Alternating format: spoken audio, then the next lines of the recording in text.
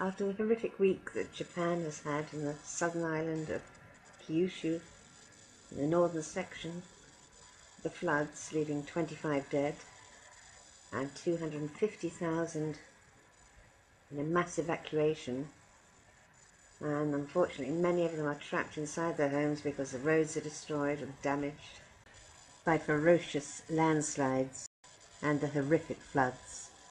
And the ones who are lucky enough to be evacuated are being put up in schools and gyms in the area in a safe zone. The landslides have added to the disastrous flooding, unprecedented flooding as they're calling it in their country. I couldn't believe the footage. And more rain, more heavy rain is forecast and on the way. And on top of all this, they're now looking at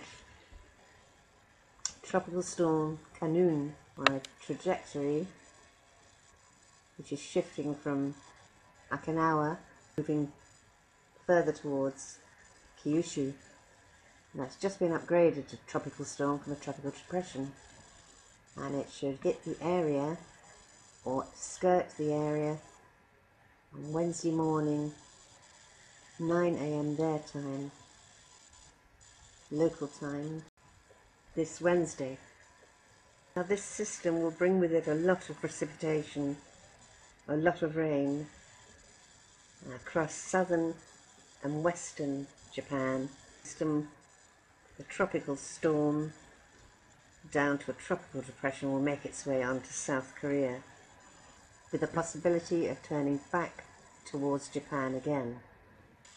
In the last report earlier today, the tropical storm Khanun was located approximately 370 nautical miles east of Kadena and has tracked west-northwestward at 17 knots over the past 6 hours. And the maximum significant wave height is 12 feet. Kyushu has just experienced the worst flooding ever in their history, where some areas received 31 inches, 80 centimetres in 72 hours.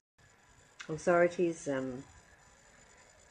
said this was unprecedented for such a lot of rain to fall in such a short space of time. So it's now all eyes on this storm, and hoping and praying that the tropical storm Khanun doesn't dump too much more water on this already devastated region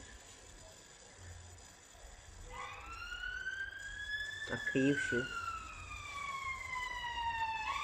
How much more can this country take?